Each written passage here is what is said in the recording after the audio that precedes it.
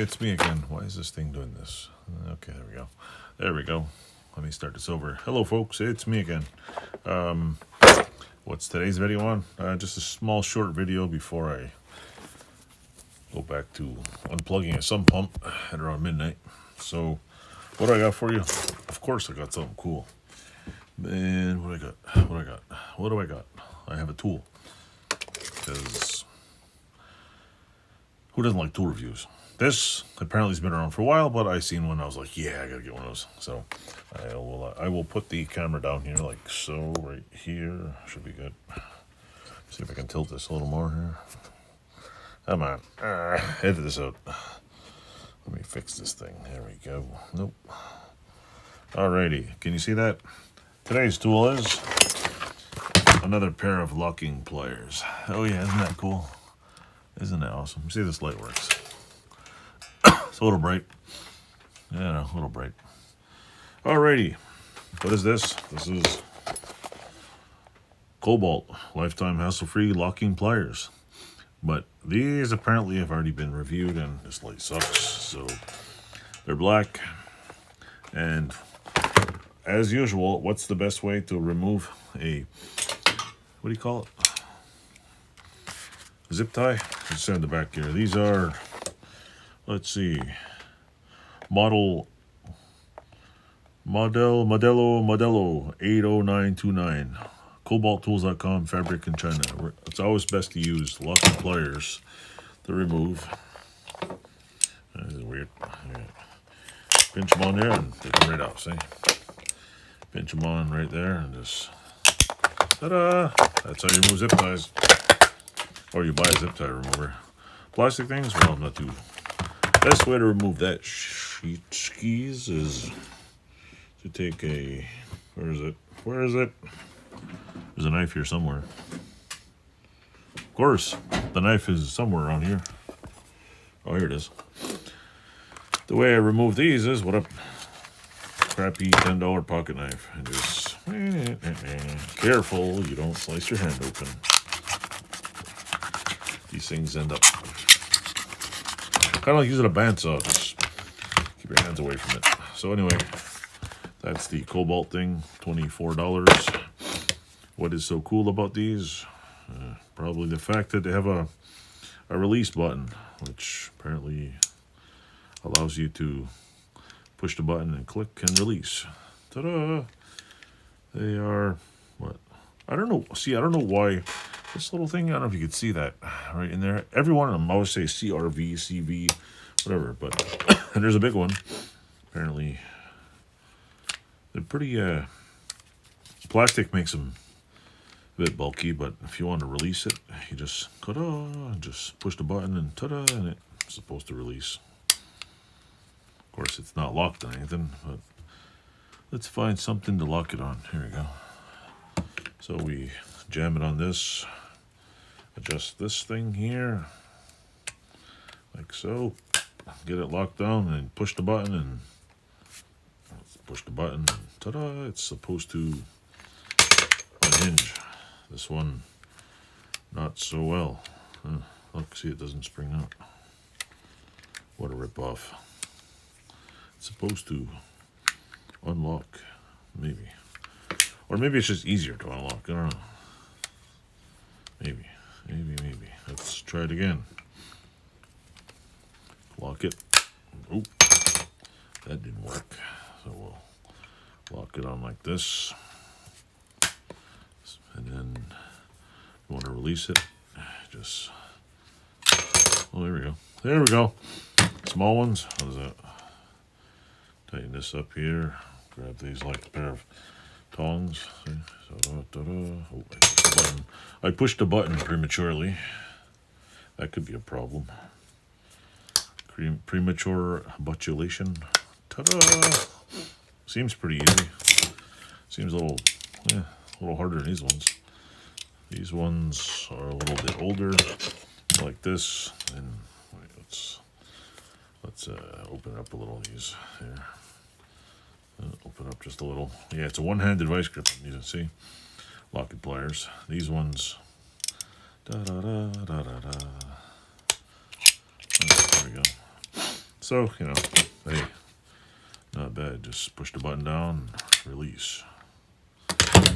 Whereas these ones, let's see, these ones,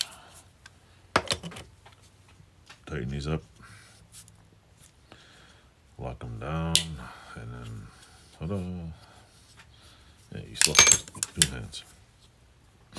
Some dude on YouTube was like, yeah, most people don't know this trick, you know, that, you know, when you have a pair of pliers and you lock onto something really tight, that you can tighten it up extra tight because they have these little bolt holes here. Well, let's hate to bust your bubble. This one does have one of those bolt holes. Oh wait, this one has an actual bolt on the end. You can use a wrench.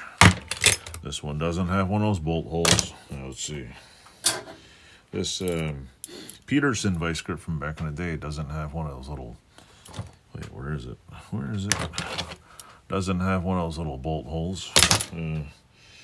If you buy let's look at these ones. You buy a cheap little set, no little bolt hole. What else? Oh yeah, if you buy a Milwaukee set, do you see the little bolt hole on the end? It's got a little red thing on the end. Oh, and if you buy a set of Black Diamond ones, they don't have the little bolt hole. And what else? Oh, wait a minute. If you buy a set of Vulcan, there is no little bolt hole on the end. What else? If you buy a Vice Grip brand one, oh look, this one has a little tiny bolt hole. Plus it's got a knife attached to this one. Also, if you buy a, where is it? I can't get that one off there. Okay. Yeah. If you buy another vintage one, like a BMC lock and pliers, there is no bolt hole. There is no bolt whatsoever. Most of the other older ones have no bolt holes. Just a few have this little thing, which I think is pretty awesome. One other thing would be just to make it, see, bolt hole or bolt like with a knurling on it. Either one would work. Other than that, I never really, to be honest, if you needed to tighten something up that tight, you wouldn't use one of these. You'd use a clamp. One of those little wiry thingamy clampities. So, yeah, some things don't make sense. But anyway, as for easy to grip and release, like tighten that up, push that. Yeah, I'll admit it's pretty easy. Is it made super strong? Hey, I don't know. It's. I find it a little slobbly wobbly. Maybe this one is. Let's see. This one, yeah, wobbles a little. They all kind of wobble, I guess. But maybe from use. Let's check a newer one here. This is fairly unused. See, yeah, they all kind of wobble. So maybe that's not the problem. But overall, I mean, if you're grabbing something like this, ta-da, just grab onto it, push the button, and then, yeah, it is pretty easy. The bolt, I just find, and this is just my preference, when you use one of these, see, without the little, mind you, they could put some better grip on here, even, you know, what do you call it, half-digested sugar from children might work. But these plastic things are so freaking huge that they feel too bulky. They're like, kind of like, where's the other ones? Like this one, these things, they're not as bad. You don't have, I mean, maybe I need bigger hands. Maybe my sausages are too small. But see, this one's, I don't know what the hell, like, it seems a little better, but I just, you know, look at the thickness on it.